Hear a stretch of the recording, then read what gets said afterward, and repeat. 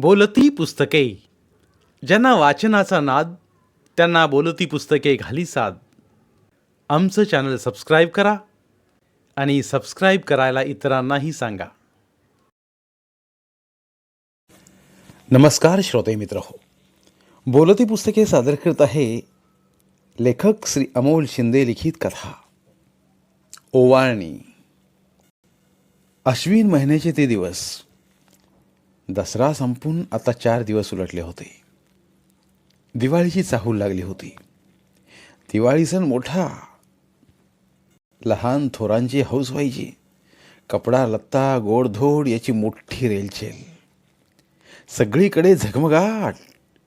सणाची बेगमी करायला जो तो धडपडत होता. बागायतदार, शेतमजूर, कारखानदार प्रत्येक जण आपल्या ऐपतीप्रमाणे खर्च करायचा. सणाला सासूरवाशिनी माहेर यायच्या. साडी चोळी व्हायची. वर्षभराच्या कामाचा शीन जाऊन तेवढाच जीवाला विसावा मिळायचा. 4 दिवस बघता बघता निघून जात आणि कार्तिक महिन्यात थंडीचं पांघरून घालून दिवाळी सणाला निरोप द्यायचा. सासूरवाशिनी मग माघारी परतायच्या. कुणी आनंदाने तर कुणी रुसवा फुगवा धरून पुढल्या दिवाळी सणाची आशा मनात धरून सासरचा रस्ता धरत. दिवस उजाडून सकाळचे 8 वाजले होते. हैबत्ती हातात चहाचा कप घेऊन बसला होता. त्याची बायको सगुना भाकरी थापत होती. चुलीत जाळ चांगलाच ढणढणत होता. त्या जाळाकडे बघत हैबत्ती कुठंतरी शून्यात हरवला होता. वय वो, मालकाला जरा सांगून बघा की 1000 रुपये देतोय काय अंगावर. सणाचं बघाय पाहिजे. बाजार हाय, पोराला कापड वय नको बघाय पाहिजे. थापलेली भाकरी तव्यात टाकत सगुनाने विचारलं. सगुनाच्या या बोलण्यानं हैबत्तीची तंद्री भंग पावली. बघतो आज विचारून, असं म्हणत चहाचा कप खाली ठेवत हैबत्ती तिथून उठला आणि बाहेर पडला. बाहेर त्याचं 8 वर्षाचं पोर गणा खेळत बसलं होतं. त्याच्याकडे बघत हैबत्तीनं त्याला आवाज दिला. गणा, भाकर खाऊन घे जा की रे. आणि घरात डोकावत त्यानं सगुनाला हाक दिली. सगुना, जरा पोराला खायला घाल. वय वय, घालते की तिला खायला. अगोदर तुम्ही ही भाकरी नेवा जावा. असं म्हणत सगुनानं भाकरी बांधलेली पिशवी हैबत्तीच्या हातात दिली. ती पिशवी घेऊन हैबत्तीनं भिंतीला लावली सायकल बाहेर काढली आणि पिशवी हँडलला अडकवली. दारापुढे एक चिंचेचं झाड होतं. झाडाखाली सावलीला शेरडं बांधली होती. हैबत्तीची म्हातारी आई पारूबाई शेरडांनी विस्कटला शिवबाबळीचा पाला वेचून त्यांच्या पुढे टाकत होती. वय झाल्यामुळं ती कमरेत वाकली होती. हैबत्ती सायकल घेऊन जाताना तिनं पाहिलं आणि तिनं हैबत्तीला हाक दिली. पोरा, येताना डॉक्टरकडे जाऊन गुडघ्यावर काय औषध देतोय काय बघ की. कळा मारून जीव नगुसा झालाय. असं म्हणत हाताचे तळवे जमिनीवर टेकत ती खाली बसली. बरं बरं, बघतो येताना. असं म्हणत हैबत्तीनं सायकलवर टांग टाकली. सायकल रेतीत त्याने गाव मागं टाकलं. रस्त्याच्या दोन्ही बाजूनी पिकांनी जणू हिरवी पिवळी शाल पांघरली होती. परतीच्या पावसाचे ढग काहीसे घुटमळतच पुढे जात होते. वातावरण ताजे तवाने झाले होते. पण हैबत्तीच्या मनात हुरहुर लागली होती. घरचा बाजार, पोराला कपडे, आईचा आजारपण, औषध याची चिंता त्याला राहून राहून खात होती. त्या विचाराच्या तंद्रीतच तो शहरात पोहोचला. एका कापड दुकानासमोर येऊन तो थांबला. दुकानावर जनता क्लॉथ सेंटर अशी पाटी लावली होती. हैबत्ती सायकलचे स्टँड लावून दुकानात आला. काउंटरवर दुकानाचे मालक नागेश शेठ बसले होते. आत येताच चष्म्यातून नजर वर काढत त्याने हैबत्तीला विचारलं. काय रे हैबत्ती, कसली कामं करता तुम्ही? दिवसातून 50 माल विक्री होत नाही तुमच्याकडून. अशानं धंदा कसा चालायचा? शिका, जरा मार्केटिंग शिका. जातात माल भरून घेऊन जा. असं म्हणत तो परत आपल्या कामात व्यस्त झाला. होय शेठजी. असं लाचारीनं म्हणत हैबत्ती आत गेला. आतमध्ये जाऊन त्याने एका मोठ्या कपड्यात मोजून ठेवला माल बांधायला सुरुवात केली. त्यात सुटिंग, शर्टिंग, साड्या, चोळीचा खण असा माल होता. तो व्यवस्थित बांधून घेऊन तो बाहेर आला. सायकलवर त्यानं ते कपड्याचे गाठोडे दोरीने घट्ट आवळून घेतले आणि सायकल घेऊन तो पेठेच्या दिशेनं जाऊ लागला. नागेश शेठ हा कंजूस वृत्तीचा माणूस होता. सहजासहजी तो कोणाला अडचणीला मदत करीत नसे. त्याच्या दुकानातील कामगारावर पण त्याचा धाक होता. दुकानात काही प्रमाणात डिफेक्टिव्ह मालही असे. त्याच्या विक्रीसाठी तो थोडी कमी किंमत लावून तो हैबत्तीकडे बाहेर विक्रीसाठी देत असे. त्याचे दुकान जोमात चालू होते. हैबत्ती पेठेत आला. रस्त्याकडला असल्या झाडाखाली त्यानं आपली सायकल लावली. सायकलवरचे गाठोडे उतरवून सायकल झाडाला टेकवून ठेवली. उन्हाची तीव्र आता चांगलीच वाढली होती. झाडाच्या जवळचा एक सार्वजनिक वापरासाठी असणारा पाण्याचा हँडपंप होता. हैबत्ती तिथं गेला. त्यानं पाणी हापसलं. तोंड धुवून थोडं पाणी प्यायला त्याला आता समाधान वाटलं आणि कपड्याचं गाठोडं बांधलेलं गाठोडं सोडलं. Sari, shirt piece, pant piece, चोळीचा खण अशी व्यवस्थित मांडणी केली आणि तो गिऱ्हाईकाची वाट पाहू लागला. तास दीड तास उलटले. दरम्यान किरकोळ गिऱ्हाईक येऊन भाव पाडून मागणी करून गेली, पण विक्री अद्याप झाली नव्हती. चालायचंच, गिऱ्हाईक म्हटल्यावर तोल माफ करणारच, असं मनात विचार करून हैबत्ती आशा धरून बसला होता. दादा, जरा हलक्यातलीच एक साडी आहे काय? या आवाजाने जरा पेंगत असला हैबत्ती भानावर आला. समोर एक 40शीतली बाई उभी होती. गरिबीने लाचार झालेला चेहरा, तिच्या अंगावर एक जीर्ण झालेली साडी, दंडावर जुनी होऊन विरलेली चोळी, पायात झिजलेलं चप्पल आणि हातात एक मोकळी वायरीची पिशवी, असा एकंदरीत तिचा अवतार होता. हाय की, बघा यातल्या. हैबत्ती साड्या समोर सारत बोलला. तिनं 3-4 साड्या चाळवल्या. कितीला साडी दिली रे दादा? तिनं विचारलं. ही 150ची आहे, 100ला देतो, घ्या की. ती काही एक न बोलता उठून जाऊ लागली. तसा हैबत्ती बोलला. का, काय झालं? घ्यायची आहे ना मग? चांगली जमवून दिल्या की. राहू देत, नको. ती जराशी नजर चुकवीतच बोलली. 90 करून देतो, बघा, घ्या की. गिऱ्हाईक सुटतंय असं बघून हैबत्ती बोलला. ती थोडीशी चुळबुळली. क्षणभर विचार करून ती बोलली. मोरल्या आठवड्याला असतासा नव्हे इथं दादा? गिऱ्हाईक सुटलं हे समजून डोक्यात हाताने खाजवीत हैबत्ती बोलला. हितच असं काय नाही.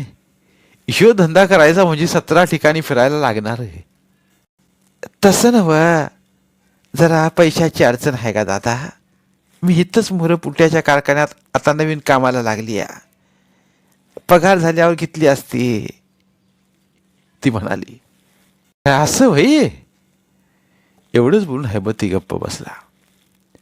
गरिबीची कळा तोंडावर घेऊन अंगावरची फाटकी आबरू लपवीत ती चालू लागली. ती एक 8-10 पावले गेली असेल आणि हैबत्तीनं हाक दिली. आका, इकडे या. ती चमकून मागे वळली. काय दादा? तिच्या डोळ्यात थोडी आशा दिसत होती. आका, नाव काय तुझं? हैबत्तीने विचारलं. राधा म्हणतात मला, तिने सांगितलं. बरं, हे बघ राधा का, ही साडी आणि चुळीचा खण घे. पैसे दे तुझ्या सवडीनं पगार झाल्यावर. हैबत्ती म्हणाला. पर दादा, माझी वळख ना पाळख उधार कसर द्यायला येस? राधा का म्हणाली. कसा आहे राधा का, पैशाची नड गरीबाला आहेच की, ती काय सुटली हा? पर बाईची आबरू महत्वाची. तू इथं शहरात कामाला येतीस, 17 जणांच्या 17 नजरा. गरीब असलं तरी आबरू झाकायला पाहिजे बाई माणसानं. मला भन नाही, पण माझी भन असती तर मी असं जाऊ दिलं असतं का सांग? मला तुझा भाऊच समज पाहिजे तर. राधाक्काच्या डोळ्यात हैबतीबद्दल आदर चमकत होता. किंचित तिचे डोळे पाणावले होते. कुठनं कामाला येत्यासा का? साडी आणि चोळीचा खण तिच्या पिशवीत ठेवीत हैबत्तीने विचारलं. मी तिकडं खालच्या वाडीवर राहिला आहे. गावात शेत हाय 5 एकर. पर भाऊबंधाने त्यावर दावा ठोकलाय कोर्टात. आणि जरा दुःखी स्वरात ती बोलली. त्यात ह्यांचं पण ऑपरेशन झालंय. हातरुणावर पडून असत्यात आता. औषध पाणी यो कोर्टाचा खटला खर्च आहेच की. काय करणार? अंगावरचं दागिनं मोडलं, जरा खर्च भागिवला. पोटा पाण्याचं पण बघाय पाहिजे. पोर लहान आहे. खर्च काय थांबत नाही म्हणून एक दिवस वळकीनं लागली इथं कामाला. बघू आता नशिबात काय वाढून ठेवले ते. त्या वरच्याच्या मनात असलं तर जमीन पण परत मिळेल. पदरानं डोळे पुसत ती बोलली. चालायचंच. नशिबाचं भोग असत्यात, कुणाला सुटल्यात. हैबती उसासा टाकत बोलला. दादा, तुझं लई उपकार झालं बघ. मोरल्या आठवड्यात पगार झाल्यावर देते तुझं पैसे, बुडवत नाही. राधाक्का कातर आवाजात बोलली. बरोबर आहे. जाता ये झाली. हैबत्ती बोलला. राधाक्का निघून गेली. हैबत्तीला आपण उपकार केल्याबद्दल समाधान वाटलं. पण इकडं त्याच्या नशिबात काही भलतंच वाढून ठेवलं होतं. दुकानात परत आल्यावर हैबत्तीने साडी आणि चोळी खण परस्पर दिल्याचं समजल्यावर नागेश शेटने त्याला चांगलंच बोल लावलं. गरज नसताना त्याचा पान उतारा गेला. काय रे, तुमच्यावर विश्वास ठेवून दिलेला माल असा परस्पर दान करता? कर्णाचा अवतार लागून गेलास की काय? तुमची थेर माहीत आहेत मला. काम नको असं काहीतरी खोटं सांगून पैसे वरच्यावर कमवायचे. ते काही नाही. तू उद्यापासून कामावर येऊ नकोस. काही गरज नाही तुझी. नागेश शेठ तापला होता. पर शेठची. हैबती अडखळला. पण नाही आणि बिन नाही. एकदा सांगितलं ना, जा जा आता. नागेश शेठ काही ऐकण्याच्या तयारीत नव्हता. हैबतीला उरावर डोंगर कोसळल्यासारखं झालं. त्याच्या डोळ्यासमोर दिवाळ सण, पोराला कापडं, म्हातारे आईचं औषध, बाजार असं एका पाठोपाठ एक झरझर निघून गेलं. कर्माचा भोग म्हणायचं असं म्हणत दुःखी अंतकरणाने तो घरी पोचला. हैबती घरी आला तेव्हा संध्याकाळ झाली होती. दारापुढे शेरडं उगाच ओरडत होती. आत भिंतीला पाठ लावून म्हातारी पारूबाई बसली होती. उंबऱ्याजवळ सगुणा सुपात तांदूळ निवडत बसली होती. त्याचं पोर गणा भूक लागली म्हणून आईला जेवणासाठी ढोसत होतं. हैबती आलेला पाहून सगुणा सूप बाजूला ठेवीत लगबगीनं उठली. आत जाऊन तिनं गंजातून पाण्याचा तांब्या आणला आणि नवऱ्याच्या हातात दिला. हैबतीने बाहेर जाऊन चुळू भरली. आत येऊन त्याने भिंतीला पाठ टेकवली आणि तो काही न बोलता तसाच बसून राहिला. वय हो, काय म्हणाल शेठजी? विचारला सका त्यासने? सगुणानं अधीरतेनं विचारलं. काय खरं नाही. हैबती एवढंच बोलून गप्प बसला. काय झालं? सगुणानं विचारलं. काय होतंय? दैवानं आपल्या जीवाला सुख मिळू द्यायचं नाही असंच ठरवलंय. असं बोलून झालेली सर्व घटना सगुणाला सांगितली. होईल घ्या सगळं चांगलं. आपलीच येळ वाईट बनायची. तुम्ही काय करणार त्याला? सगुणा नवऱ्याला धीर देत बोलली. म्हातारी पारूबाई हे ऐकत होती. तिने रागातच म्हटलं. मुर्दा बशिवला त्या शेठचा. गरीबाला का असं छळालाय? आई, असं म्हणू नये. त्यात तेजा तरी काय दोष? आपलंच नशीब म्हणायचं. जाऊ दे, उद्या करतो काहीतरी बघू. असं म्हणत हैबती तिथून उठला. दिवस जात होते. हैबतीचं काम सुटल्यापासून तो आता गवंड्याच्या हाताखाली जाणं, ट्रकवर माल लोड करणं अशी काही सटरपटर कामं करीत पोटपाणी चालवित होता. एक दिवस त्याला शहरात एका हॉटेलवर वेटरचं काम मिळालं. आता त्याचा जरा सूर बसला होता. सकाळची वेळ होती. गिरायकांचा गोंगाट, कप बशांचा खडखडाट याची सवय झालेला हैबत्ती टेबल पडक्याने पुशीत ऑर्डर घेत होता. एका टेबलला नवरा बायकोचं जोडपं येऊन बसलं. नाश्त्याला ऑर्डर देण्यासाठी त्याने हैबत्तीला बोलावलं. हा, बोला काय देऊ? असं म्हणत काही क्षण हैबत्तीनं त्या बाईकडे पाहिलं. त्याचे डोळे विस्पारले. त्याच्या चेहऱ्यावर आश्चर्याचे भाव उमटले.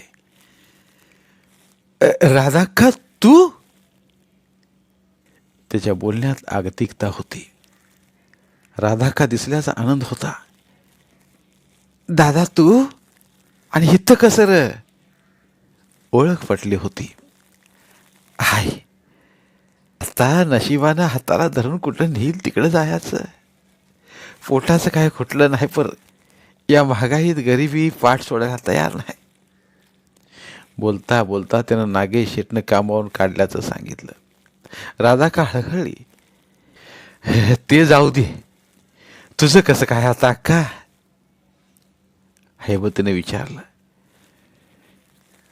तुझ्या आशीर्वादानं सगळं चांगलं झालं बघ. कोर्टात जमिनीचा निकाल आमच्या बाजूनं लागला. ह्यांची पण तब्येत आता सुधारली. राधाक्का बोलली. म्हणजे इट्टलच पावला म्हण की. हैबत्ती आनंदानं म्हणाला. होय होय दादा. राधाक्का पण आनंदली आणि ती नवऱ्याला म्हणाली. अव, आपल्या पडत्या काळात या दादानं आपली भन समजून मला साडी चोळी दिली.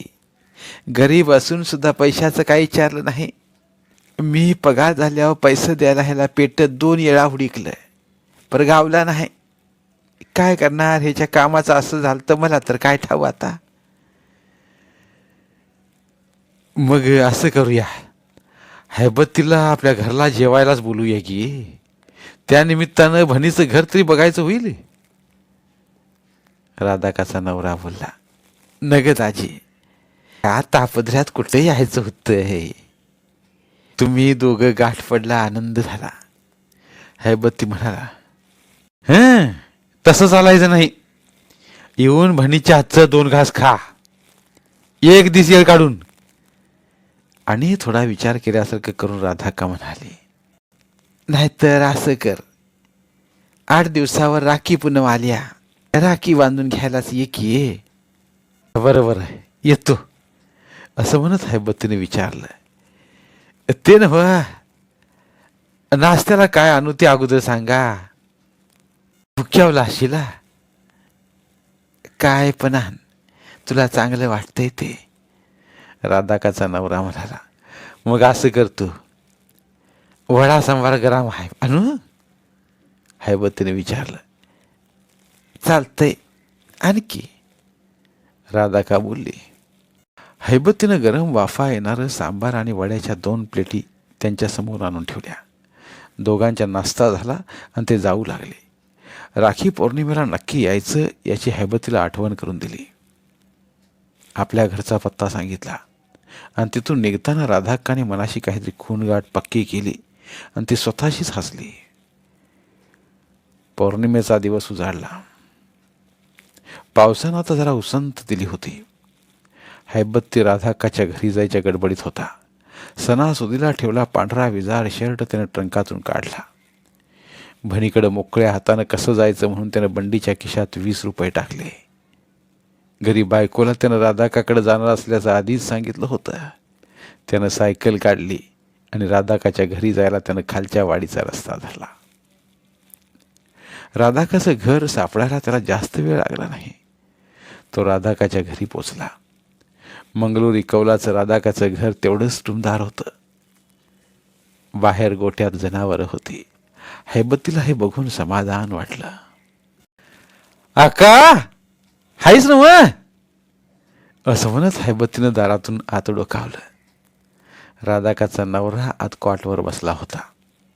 त्यानं हैबत्ती आल्याचं पाहिलं. या हैबत्ती, असं म्हणत तो उठला. एव्हाना हैबत्तीचा आवाज ऐकून राधा काही पाण्याचा तांब्या घेऊन बाहेर आली. तो हैबत्तीच्या हातात देत, आलास दादा? येळ करून आलास? तुझीच वाट बघित बसलो होतो बघ, ती म्हणाली. वय हे झाला जरा येळ, असं म्हणत हैबती तांब्या घेऊन चूळ भरायला बाहेर जाऊन आला. राधाका आज स्वयंपाकाला लागली. बाहेर हैबत्ती आणि राधाकाचा नवरा यांच्यात गप्पा चालू झाल्या. पाऊस पाणी महागाई अशा बऱ्याच गोष्टीवर चर्चा झाल्या. राधाकाचा नवरा कोर्टात जमिनीचा निकाल आपल्या बाजूने कसा लागून जमीन कशी परत मिळाली हे सांगत होता. हैबत्ती पण मान डोलवून त्याचं भलं चिंतित होता. स्वयंपाकघरातून खमंग तुपातील शिऱ्याचा वास येत होता. अर्धा एक तासातच राधाका जेवणाची 2 ताटे घेऊन बाहेर आली. बस दादा, आता जेवण घ्या अगोदर, असं म्हणत राधाकानं ताट मांडली. हे आणि कशाला उसावर केला? ओशाळ हसत हैबत्ती बोलला. असू दे, घे हैबत्ती, लाजायचं नाही, आपलंच घर समजायचं. राधाकाचा नवरा ताट पुढं घेत बोलला. जेवण झालं तसं राधाका आरतीचं ताट घेऊन बाहेर आली. पाट मांडून रांगोळी काढली. पाटावर हैबत्तीला बसायला सांगितलं. राधाकाने हैबतीला ओवाळलं आणि त्याच्या हातात राखी बांधली. तोंड गोड करायला साखर हातावर ठेवली. हैबतीनं ओवाळणी म्हणून आणलेले 20 रुपये जरा लाजूनच पानाच्या विड्यावर ठेवले. अक्का, गरीबाची ओवाळणी आहे, राग मानून घेऊ नकोस, हैबती दुःखी आवाजात बोलला. अरे दादा, हे 20 रुपये काय, झाडाचं एक पान बी जरी दिलास तरी मला लाख मोलाचं आहे ते राहू दे, थांब, असं म्हणत ती लगबगीनं आतल्या खोलीत गेली. बाहेर येताना तिच्या हातात एक कागद होता. हे बघ दादा, ह्यो जमिनीचा कागद, या आशीर्वादानं लक्ष्मी घरात आली. पाठची भन समजून मला साडी चोळी दिलीस, माझी आबरू झाकलीस, त्या पायात तुझं काम गेलं. कामासाठी कुठं वन वन हिंडलास तुलाच ठावं. उकिरड्याचं पांग फिटत्या ती, तू तर माणूस आहेस माणूस. तेव्हा आम्ही दोघांनी ठरवलंय, या 5 एकरातली 1 एकर जमीन तुला बक्षीसपत्र करायची. नाही म्हणू नकोस, नाही म्हणू नकोस, तुला शपथ आहे बघ. राधाकाचे डोळं भरून आलं. तिच्या नवऱ्यानेही मान हलवून तिच्या म्हणण्याला दुजोरा दिला. हैबती गाईवरला. नको नको अक्का, कुठं एक साडीसुडीचं कापड दिलं म्हणून त्या बदल्यात जमीन घ्यायची, हे काय आपल्या मनाला पटत नाही बघ. हैबतीनं हाताच्या अंगठ्यानं डोळं पुसलं. अरे दादा, असल साडी 100ची, पर तू बनीची आबरू झाकलास, त्या आबरूची किंमत किती करणार आहेस तू? ते आता काय सांगू नकोस. आज पौर्णिमा आहे, येत्या सोमवारी तालुक्याला ये, बक्षीसपत्र करून घेऊया. ह्या बनीचा आतडा आहे, मोडू नकोस, मोडू नकोस. नशिबानं तुझ्या पोराला हक्काची भाकरी होईल, आणि तू पण किती दिवस असा कामासाठी वनवन भटकणार. राधाका तळमळीनं बोलली. हैबतीचं मन सुन्न झालं. भरल्या डोळ्याने त्याने दोघांना हात जोडले. बरं आहे अक्का, येतो आता. दाजी येतो. त्यानं निरोप घेतला. सोमवारचं इसरू नको बघ, राधाकानं परत एकदा सांगितलं. हैबतीनं कृतज्ञतेने मान डोलावली. त्यानं सायकल घेतली आणि घरचा रस्ता धरला. त्याच्या मनाचे वारू आता आनंदाने सैरभैर होऊन चौफेर उधळत होते. बाहेर श्रावणाच्या सरी बरसत होत्या, त्यात तो चिंब न्हाला. पावसाच्या पाण्याबरोबर त्याच्या डोळ्यातील आनंदाश्रू मिसळून जात होते, जणू काही पावसाची स्पर्धाच करत होते. खरंच आज त्याच्यावर सुखाची बरसात झाली होती. नकळत त्याच्या ओठातून शब्द फुटले. माझी राधाका, माझी भन म्हणजे लक्ष्मीच आहे. आज पातूर भाऊ बहिणीला ओवाळणी देत आलाय, पर तिनं रीत मोडली. बहिणीनंच आज भावाला ओवाळणी दिली. राधाका, राधाका. परत त्याचा कंठ दाटून आला.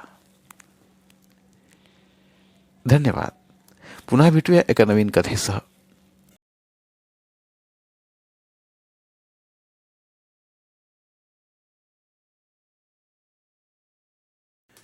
धन्यवाद. प्रिय श्रोते मित्र हो, आपल्यासाठी एक आवाहन. आमच्या चॅनलच्या प्लेलिस्ट विभागात तुमच्यासाठी शेकडो कादंबऱ्यांचे ऑडिओ बुक्स उपलब्ध आहेत. तिथे प्रत्येक कादंबरीचे सर्व भाग एकत्रित मिळतील.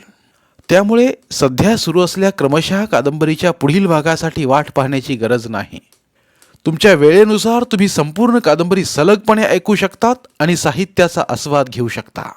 कृपया आमच्या चॅनलच्या होमपेजवर जाऊन प्लेलिस्ट चेक करा आणि तुमची आवडती कादंबरी निवडा. धन्यवाद.